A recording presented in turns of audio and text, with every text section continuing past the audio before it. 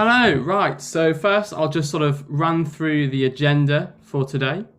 We're gonna, the purpose of this is really to give you the information you need to make an informed decision about whether Bits is right for you, and sort of set your expectations about how Bits is going to help you, and also just let you know that we're here as well. We're always here, and this is one of the big messages of this meeting. If anything isn't covered in this orientation, if you encounter problems later down the line, please get in touch with us.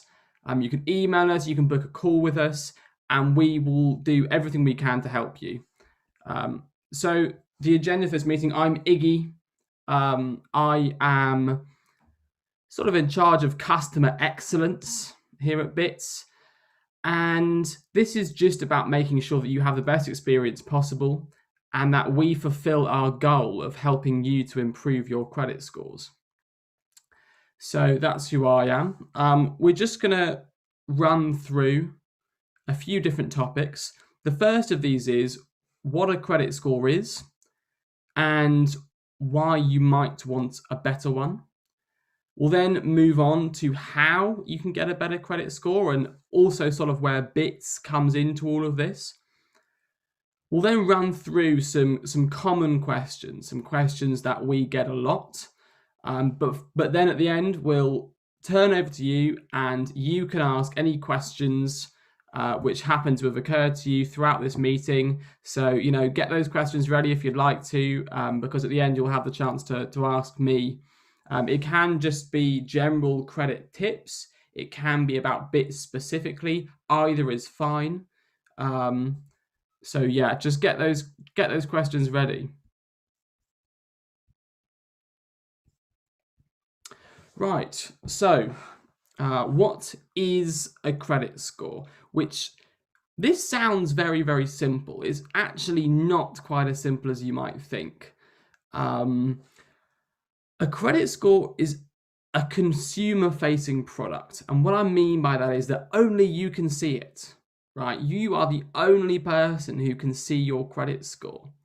And all it is it's supposed to be a very simple number that 3 different credit reference agencies produce. They'll produce 3 different numbers probably.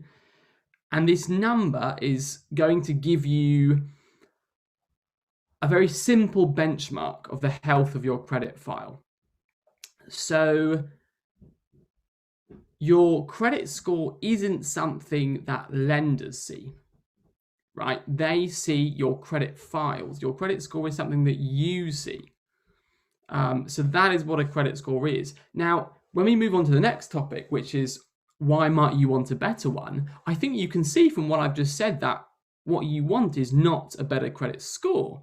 What you want is a better credit file. Now, a better credit file is usually going to be reflected as a better credit score. I mean, in general, the credit reference agencies, the way they work out their credit score is a pretty good indication of the health of your credit file. So you want to be setting out to improve your credit file, and the way that you track your progress in this aim is by looking at your credit score. So now, naturally, the next question is, how do you improve your credit file? Now, there are a number of situations in which you might want to improve your credit file. Commonly, 2 that we see are firstly that, you might have made some credit mistakes in the past and you're not currently in debt, but that bad credit score is still sort of haunting you. Even though these mistakes were made in the past and they're not necessarily a reflection of who you are in the present, they're still having an impact on you later down the line. The second scenario that we commonly encounter is where someone has very little credit history at all. So their credit file is what we refer to as very thin. It's a very thin credit file.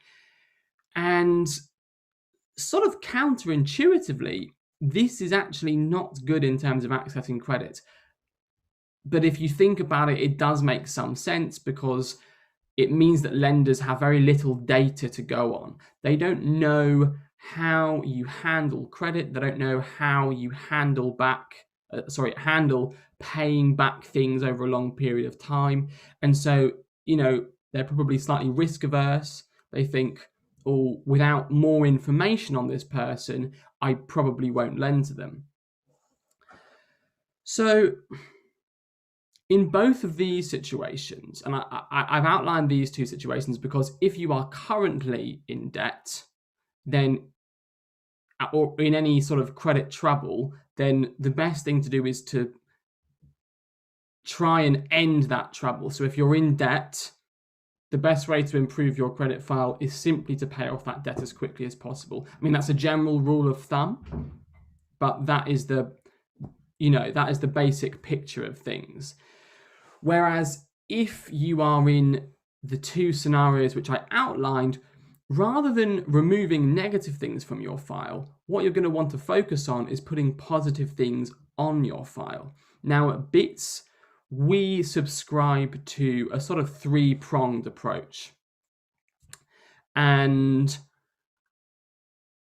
just to run through them very briefly, we say that these things are to have your name on utilities bills, which are paid on time, to have a mobile contract, which you pay on time, and finally to have a credit card, which you constrain your spending on heavily, or Bits. You can do both at the end, but this is a basic framework for when you're sort of starting out. These are the three different kinds of credit which is good to have on your file.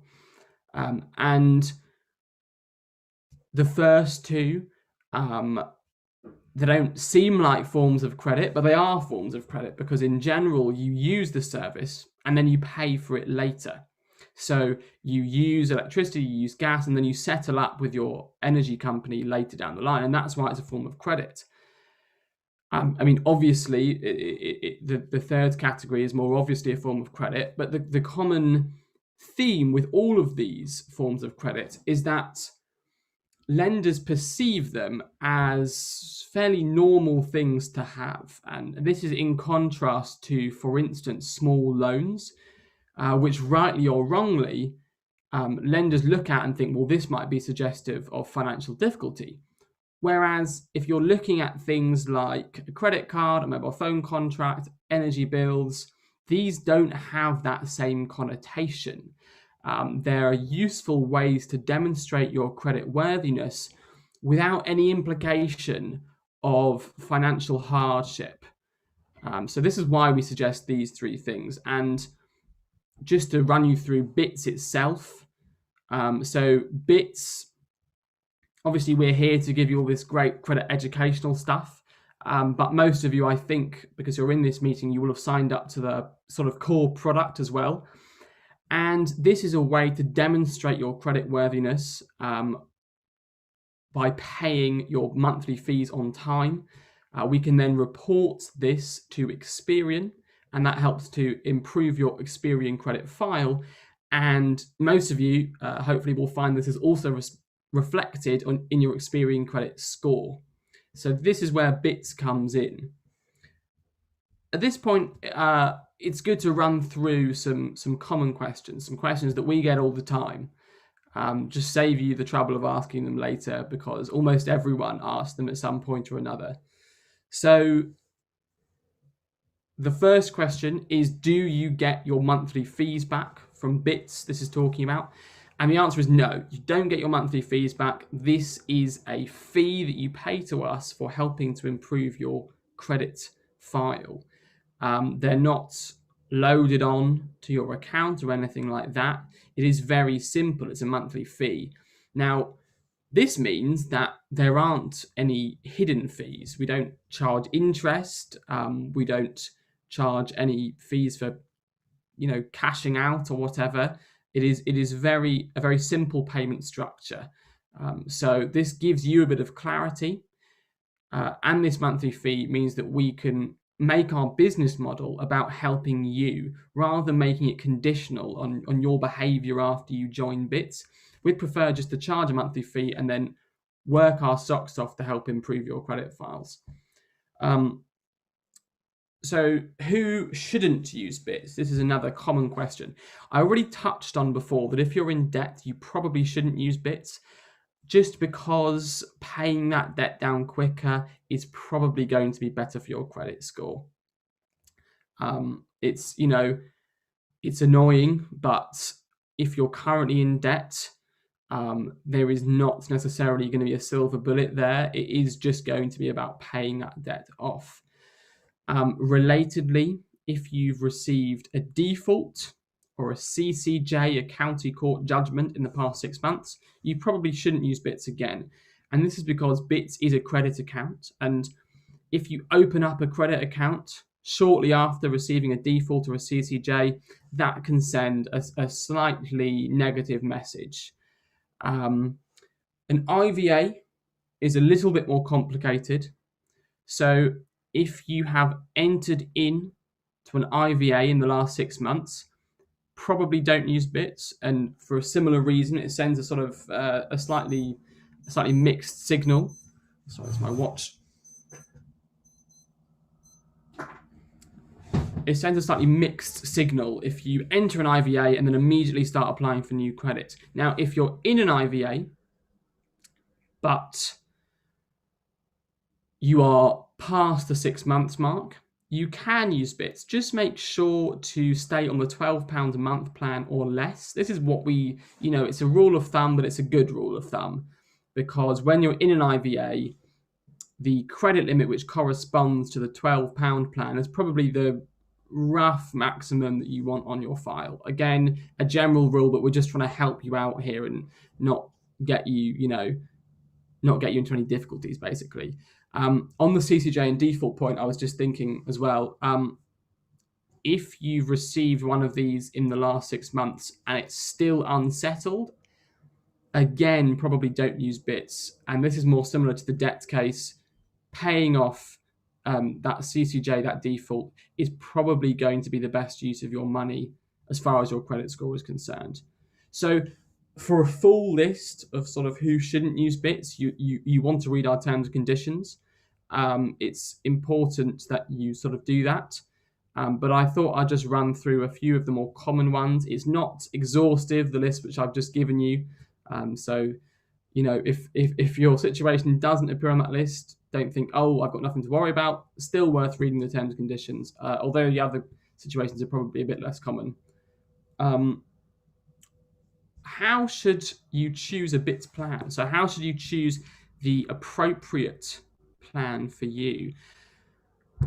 This is, again, a little bit more complicated than it looks, because on the face of it, a higher plan is a higher impact, and so I should go for the highest plan that I can afford right now. And that is sort of true, but you should be thinking about, in terms of maximizing your credit score, the highest plan that you are happy to be on for a fair while.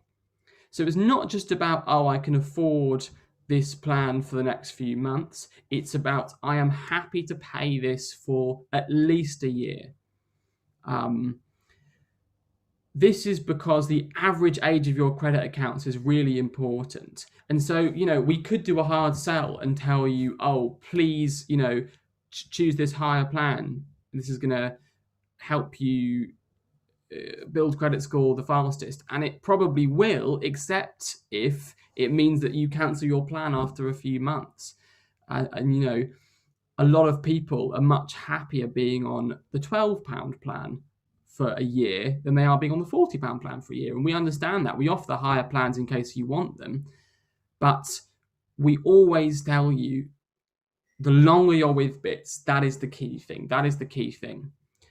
Because it signals that long-term stability, essentially.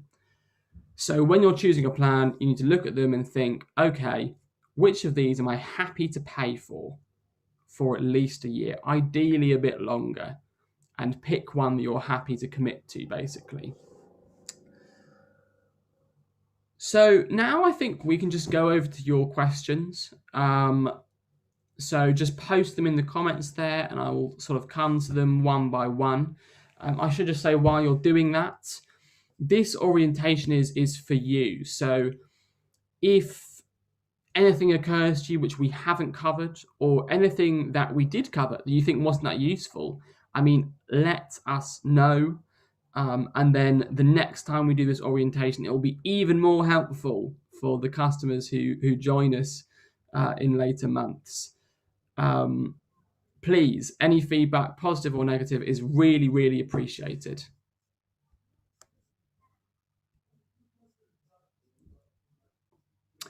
Hi, Samson. How's it going? Just while people are typing in their questions, there's a couple of interesting topics which I sort of use in these orientation sessions as a sort of stopgap while there's not much else going on, but they are really interesting. So the first of these is, slightly contentious one probably, is comparing bits to a couple of the other products out there on the market.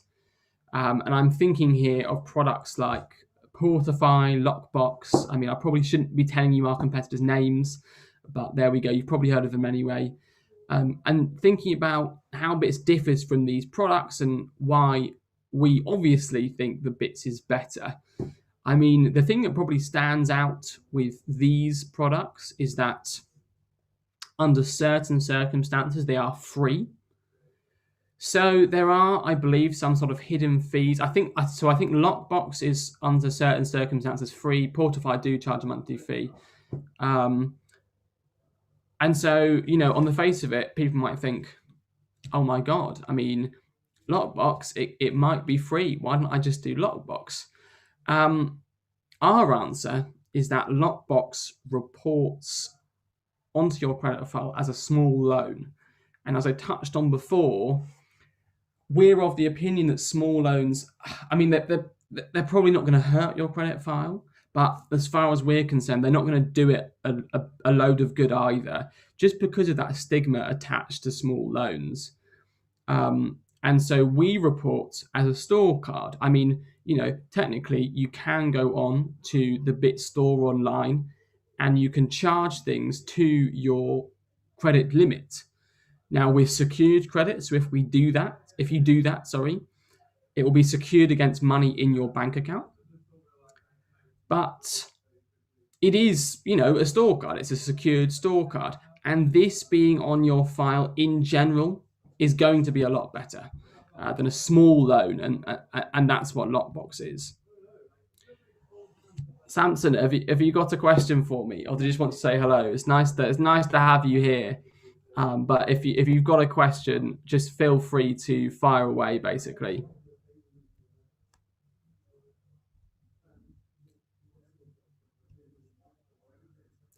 So the second topic, which is just quite interesting, which I did a little video on a short while back, is Experian Boost.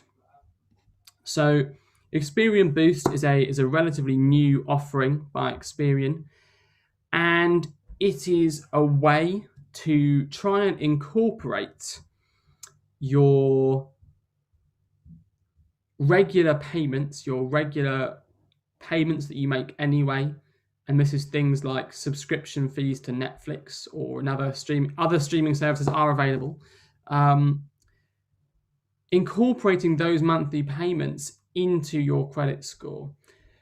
So you allow Experian access to your bank account, and it can look through for positive entries in your bank account. So this, as I say, could be paying the same subscription fee every month on time. And they look through this. They can then use that to boost your credit score. Now, you're not going to necessarily see a wild increase in your credit score, but it is completely free. And the only cost is if you don't really feel comfortable giving Experian access to your bank account, just for privacy reasons, which is very reasonable. But if that doesn't bother you, then Experian Boost is sort of a no-brainer. It's boosting your score, and all you have to do is let Experian see what you're doing already, which is, it seems like a reasonably good deal to me. So let me just see if we've got any questions. Aha, so the Metha Kuba says, any news on roughly when BITS will also start reporting to Equifax? So just to fill everyone in, there are 3 credit reference agencies in the UK. Experian is the biggest, and we're currently partnered with them. But there are 2 other credit reference agencies, Equifax and TransUnion, and these are large too, don't get me wrong. Now, we're working on reporting to both of these. Could I put a firm timeline on it? No, probably not. I would hazard a guess that at least one of these, one or the other, will be reporting to in 5 to 6 months, but it's not something that's going to happen overnight. It's quite a long, lengthy process, and we're working with them to sort of work out the best way to report to them, really. So I wish I could give you more clarity. It's one of the things which is most important to us.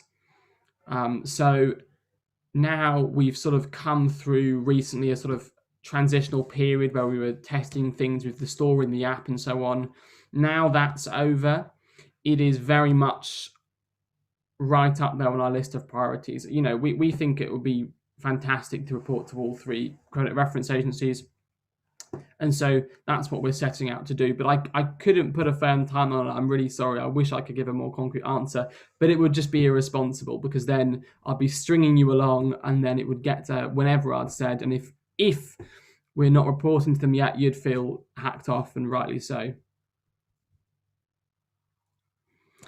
Jay McCartney, can BITS be looked at negatively by any credit lenders? So the short answer is no, and that is just because we appear on your credit file as a store card.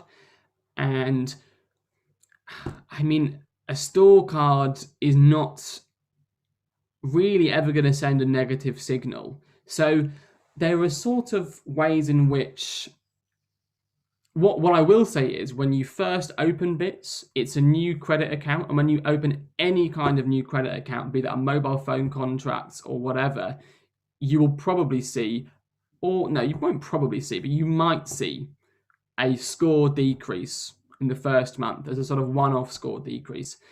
And this is basically because the average age of your credit accounts has been brought down slightly.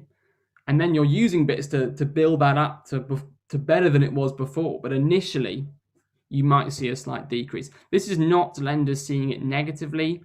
This is just, as I say, the fact that you've opened a new credit account. Now, I'm just trying to think. I mean, as I said as well, in the people who shouldn't use BITS, in these scenarios where you've recently entered an IVA, if you get BITS then, that might be seen negatively by lenders, because it looks like, you know, you've just entered this IVA and you're already applying for new credit. This is not necessarily a good look. In general, however, no. I mean, a store card is a very, very sort of benign, almost boring form of credit. So no lenders are going to look at your store card and think, oh my God, this is a disaster. Quite the opposite, obviously. I mean, they're going to look at the store card and think, okay, this person has been given access to this credit and they're making their monthly payments on time. I mean, that's the other obvious one, is that if you make your payments late, then that could well be seen negatively. I mean, if you make your payments to BITS late, that will in all likelihood lead to a decrease in your credit score.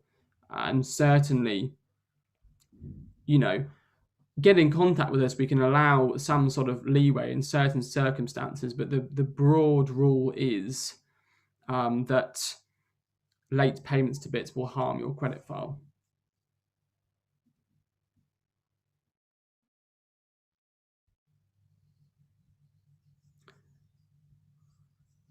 So that is the last question for now. I'll just give you all another 5 minutes or so to ask any credit questions. These can be just general credit tips, anything about BITS, anything about credit. This is what we're here for, really. Just trying to think what else is useful to sort of cover in the next 5 minutes or so. I suppose one other thing which we don't sort of include in our core credit building strategy, but which is worth doing, is registering to vote if you haven't done it already. I mean, I was talking to someone not too long ago who was having real difficulty getting lenders and the credit reference agencies to almost acknowledge his existence. I mean, they would just come back to him and basically say, oh, we've got no record of you at all. We don't know, we can't link up the different bits of your financial history, basically. Now, I don't know whether it's worked yet, but I did just suggest that this person registered to vote. Doing this might have a tiny positive impact on your credit file, but more importantly, it makes it a lot easier for lenders and credit reference agencies to sort of make sure you are who you say you are and link your credit history together. And that's quite important because, you know, you really want these, if you're doing these positive things like getting a mobile contract, paying your utilities bills on time in your name, and taking out bits. I mean, you really want these things to be on your file, and sometimes it's frustrating if you're not registered to vote, or if there's some other problem with your details not matching, then it's not going to be showing up on your file, and then you're sort of wasting your time. So Demetha Kuba, is catalog credit bad for your credit rating? I've heard conflicting information on this. For me, that would fall into the category of small loans, and I would say it may not be negative for your credit rating, but I would say it certainly isn't a positive. You know, it's difficult because at this point you're almost trying to get inside the lender's heads in quite a complex way. I would say it's not the best thing for your credit score. I mean, certainly sometimes I've heard people say, oh, I am just buying on catalog credit in order to improve my credit score. That is a misguided approach. It is credit, but again, it comes with this stigma, and you know, I don't know if that's completely fair, right? However, it does come with this stigma. It's suggestive to lenders of financial difficulty, and you know, that's definitely not always the case, but this is how it's perceived. I mean, I would say, to be on the safe side, don't use catalog credit in terms of your credit file. And I honestly don't know if it will cause a decrease. What I would say is not going to have a positive impact. I mean, look, I'm not a lender. I'm also not a credit reference agency. And all we can do is sort of share what we've learned from working with Experian and from operating in the credit sector. So I can't necessarily come down really hard on one side and say, oh, this is going to wreck your credit score.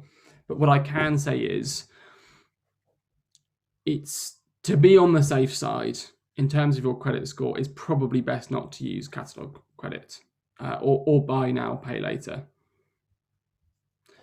Jay McCartney, does having an unused overdraft impact on your credit score? So this is a really interesting question.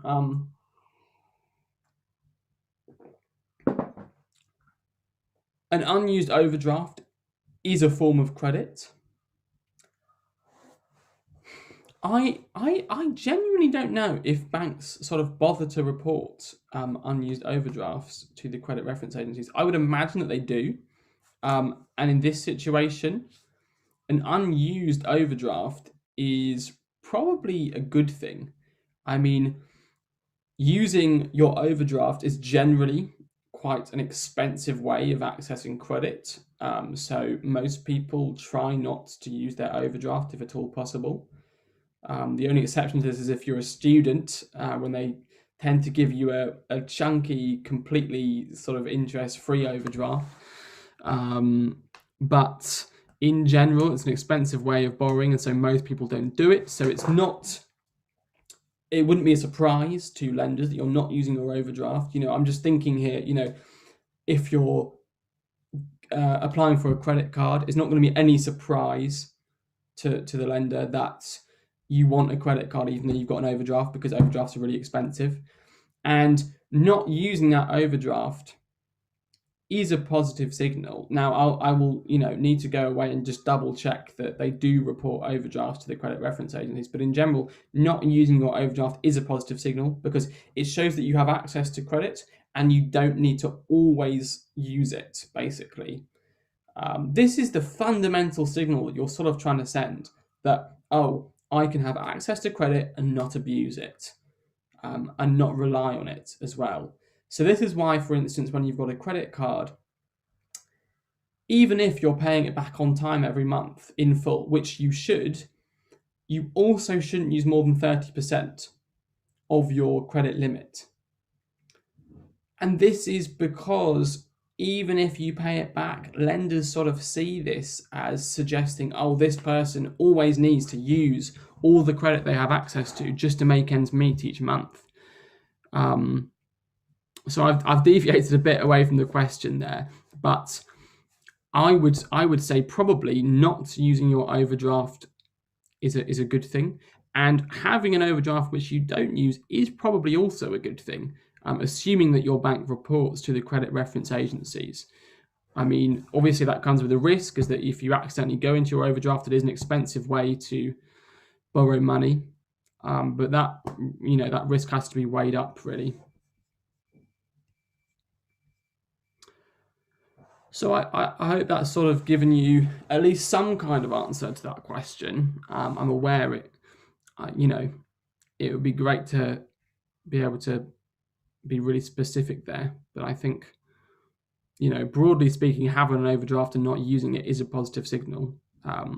It's just a case of whether your bank reports to the credit reference agencies. I think that's probably about time to wrap up. Again, I'll just give you another couple of minutes to type any last questions. Any general credit tips, any questions to do with bits, any of that is fine.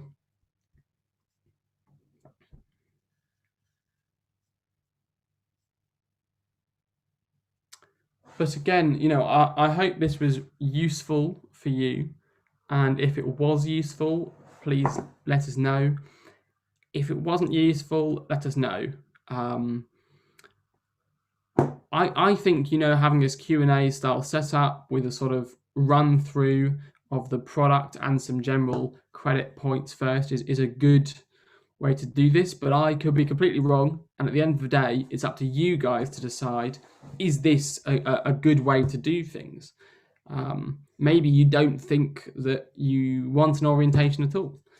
Maybe you don't think it's useful, and that's fair enough. I mean, please tell us if there's something else we could be doing with this time that's going to better help you, then we'd rather be doing that. So that's the basic position. Okay. Thanks very much, Jay McCartney. Not a problem. Very happy to help. And, I want that to be the rule going forward as well. If you've got questions, you get in touch with us and we give you as good an answer as we can.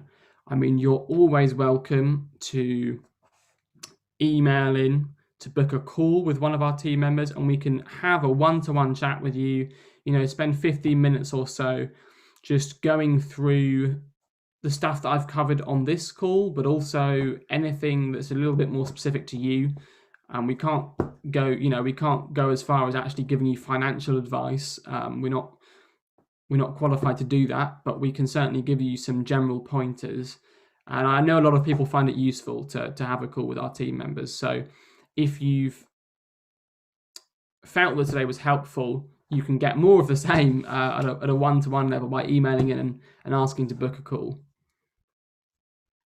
But I'm very glad to thank you both for these lovely comments at the bottom. I'm glad you found it worthwhile, and yeah, absolutely. Thank you for joining me today. Have a great rest of the day and rest of the week, and I'm sure we'll be in touch soon.